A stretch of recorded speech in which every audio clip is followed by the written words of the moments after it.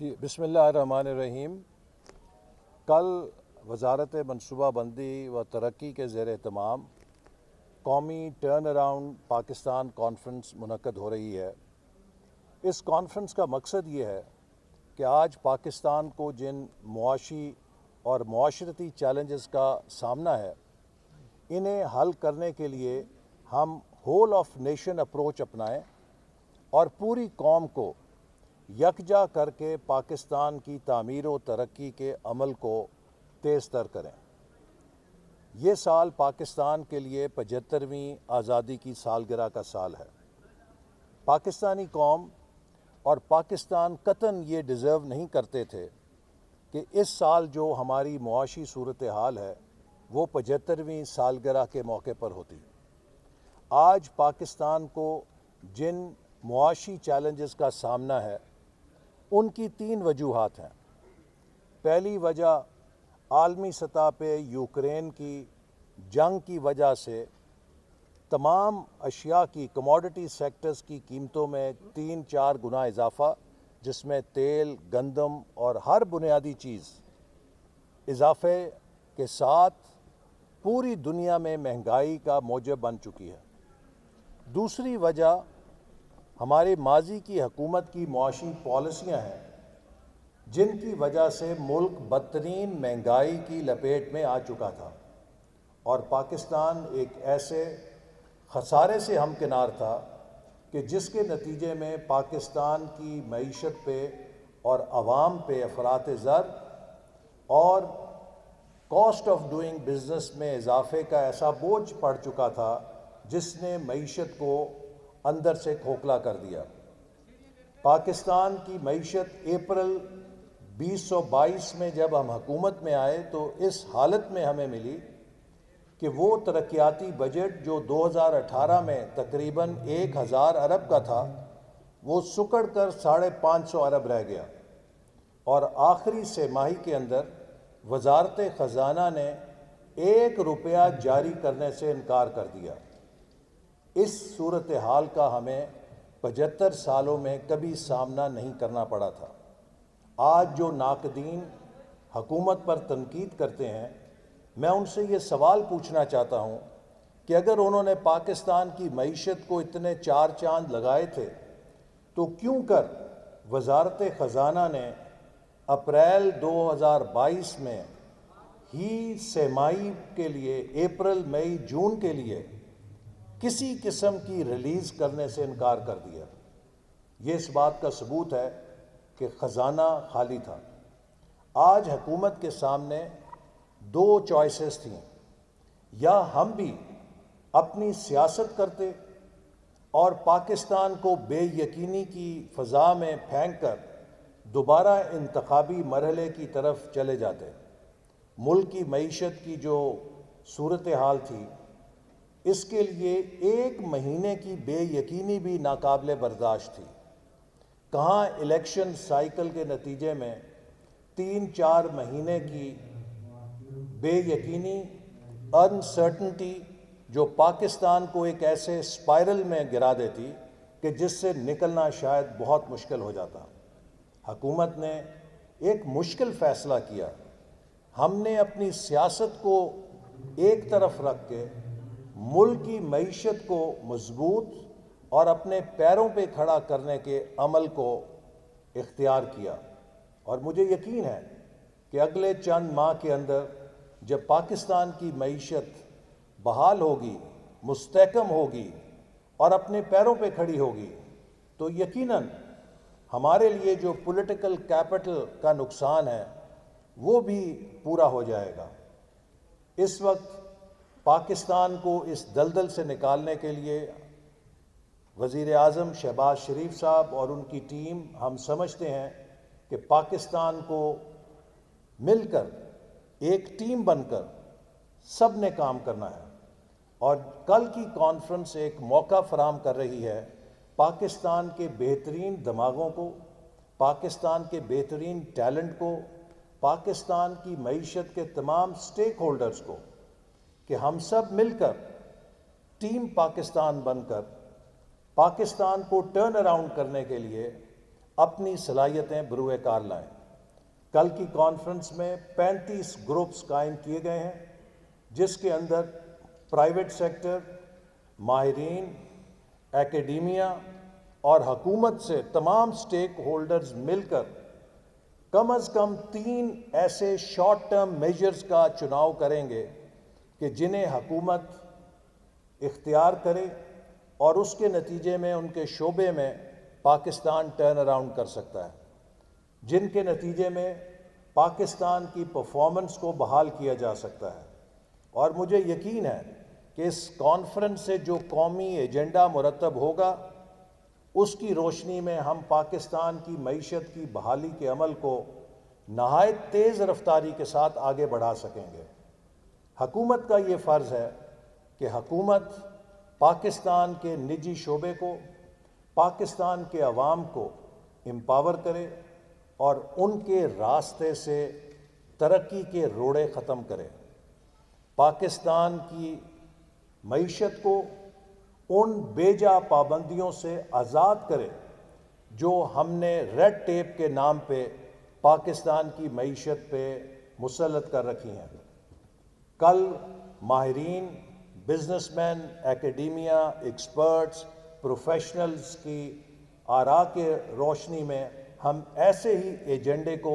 مرتب کریں گے جو پاکستان کی تیز تر ترقی کے عمل کو انشاءاللہ ممکن بنائے گا۔ کل کی کانفرنس کا عمل ایک دن کی مشاورت سے ختم نہیں ہوگا، بلکہ ان تمام گروپس کو ہم مستقل بنیادوں پر اپنا شریک سفر رکھیں گے اور اگلے سال کے دوران ان تمام اصحاب سے، خواتین و حضرات سے جو ملک کے طول و عرض سے اپنے خرچے پر آ رہے ہیں، اور میں یہاں پر یہ بات ریکارڈ کرنا چاہتا ہوں کہ ہمیں پاکستانی ایکسپرٹس اور پروفیشنلز جو اوورسیز ہیں، انہوں نے جتنی اوور ویلمنگ سپورٹ دی ہے وہ بیان سے باہر ہے۔ ان کا جذبہ بے مثال ہے۔ چند پروفیشنلز اپنے خرچے پہ امریکہ سے، برطانیہ سے، مڈل ایسٹ سے سفر کر کے صرف کانفرنس میں ایک دن شرکت کے لیے آ رہے ہیں۔ میں ان سب اوورسیز پاکستانیز کو، پروفیشنلز کو جو مایہ ناز عہدوں پر فائز ہیں، جو ٹاپ پروفیشنلز ہیں، اس جذبے پہ ان کا شکریہ ادا کرتا ہوں۔ اسی طرح پاکستان کے اندر سے، کراچی سے لے کر پشاور تک تمام صوبوں سے بزنس مین، ایکیڈیمیا اور پروفیشنلز اپنے خرچے پر خود آ رہے ہیں۔ یہ اس بات کا ثبوت ہے کہ پاکستانی قوم پاکستان کی ترقی کی سمت کو دوبارہ اپنی ڈگر پہ ڈالنے کے لیے کس قدر سنجیدہ ہے۔ اور میں ان سب لوگوں کو یقین دلاتا ہوں کہ وزیر اعظم کی ہدایات کی روشنی میں ministry of planning and development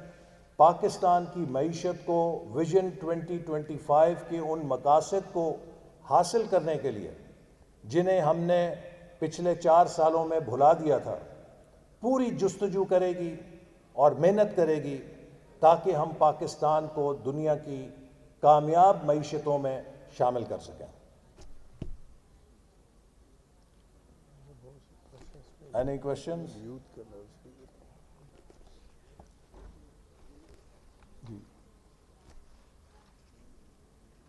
اور خاص طور پہ میں سمجھتا ہوں کہ کل کی کانفرنس میں جو ینگ پروفیشنلز آ رہے ہیں، ان کی شمولیت اس بات کا ثبوت ہے کہ پاکستان کی نوجوان نسل پاکستان کا کتنا بڑا اثاثہ ہے، اور ہماری ان تمام سفارشات اور ہماری حکمت عملی جو ٹرن اراؤنڈ پاکستان کی ہے، اس کا بنیادی محور نوجوانوں کے گرد ہے۔ پاکستان کی خواتین کو آزادی کے عمل میں شریک کرنا اور پاکستان سے جغرافیائی سطح پر جو ناہمواری ہے اسے ختم کرنا ہے۔ پاکستان کے وہ علاقے جو ترقی کی دوڑ میں پیچھے رہ گئے ہیں، خاص طور پہ بلوچستان صوبے کا میں ذکر کرنا چاہوں گا، ہماری ڈیولپمنٹ بجٹ میں بھی اس کے لیے خصوصی وسائل فراہم کیے گئے ہیں کہ ہم ملک کے اندر ترقی کے حوالے سے جو ناہمواری ہے اسے ختم کریں، نوجوانوں کو زیادہ سے زیادہ مستقبل کے لیے مواقع فراہم کریں، خواتین کی ترقی کے عمل میں شرکت کو یقینی بنائیں، پاکستان کا ٹیکنالوجی کے شعبے میں اس کی نوجوان آبادی کی ایڈوانٹیج کو بروئے کار لاتے ہوئے دنیا میں ایک انفارمیشن پاور کے طور پہ پاکستان کو یقینی طور پر آگے کامیاب کریں۔ اس حوالے سے میں سمجھتا ہوں کہ کل کی ہماری کانفرنس ہمارے لیے بڑی مددگار ہوگی، چونکہ جو عوام کی رہنمائی ہے وہ ہمارے لیے بہت اہم ان پٹ ہے، تاکہ ہم اپنے ڈیولپمنٹ پلانز کو بند کمروں میں بیٹھ کے نہ بنائیں، بلکہ جو اصل سٹیک ہولڈرز ہیں، جو ماہرین ہیں، جو انڈسٹری ہے، اس کی رہنمائی میں اپنے ترقی کے اپنی حکمت عملی کو طے کریں۔ جی سر، میرا کوشچن ہے سر کہ بلا شبہ پہلے بھی آپ کی رہنمائی میں پرانے منسٹری ایک بڑی منسٹری میں کروائی تھی اور ایک بڑا سی پیک کا بہت بڑا پورٹ فولیو تھا جس کی سب دنیا دیکھ رہی تھی۔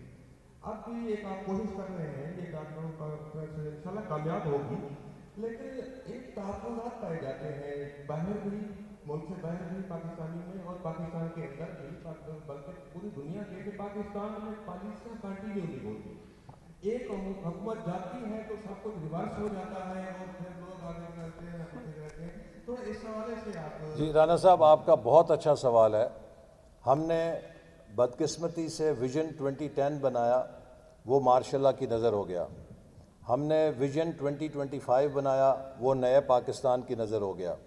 اسی لیے اب ہم جو ترقیاتی حکمت عملی بنا رہے ہیں اس کی ملکیت حکومت سے نکال کر پاکستان کے عوام کو دینا چاہتے ہیں۔ جو چیمپئنز آف ریفارم کا نیٹ ورک ہوگا، یہ پاکستان کے وہ ممتاز شہری ہوں گے، پاکستان کے وہ ممتاز ماہرین ہوں گے، یہ پاکستان کا وہ پرائیویٹ سیکٹر ہوگا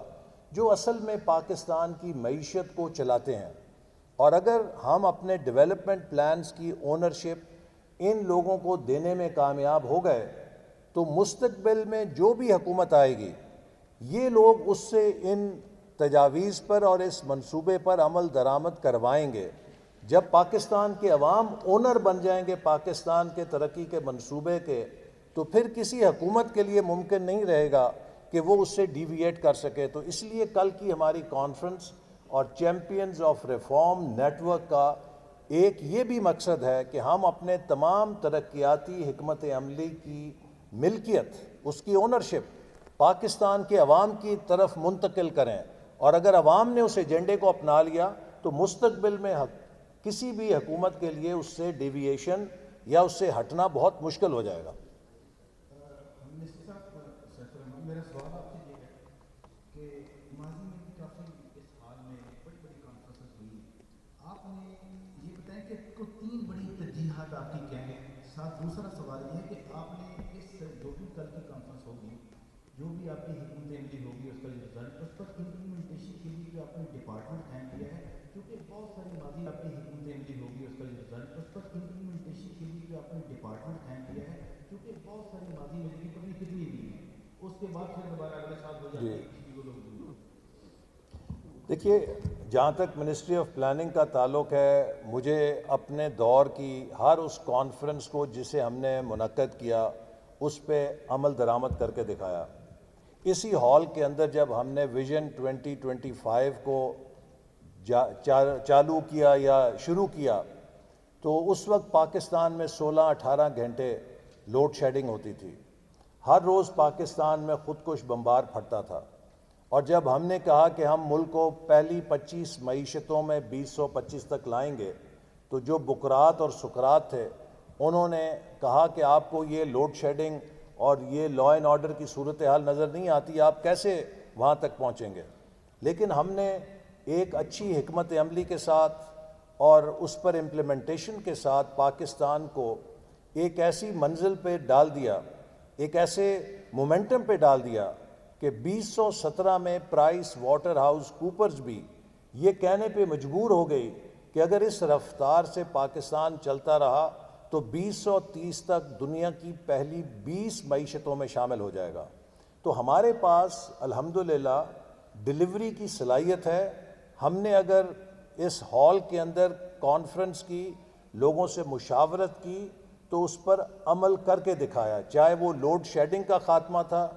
چاہے وہ امن عامہ کی ملک کے اندر بحالی تھی, چاہے وہ سی پیک کا منصوبہ تھا. تو اس لیے ہم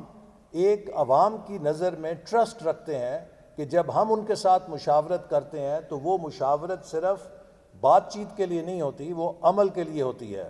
ہم نو ایکشن ٹاک اونلی والے لوگ نہیں ہیں, ہم اونلی ایکشن نو ٹاک والے لوگ ہیں. Thank you very much.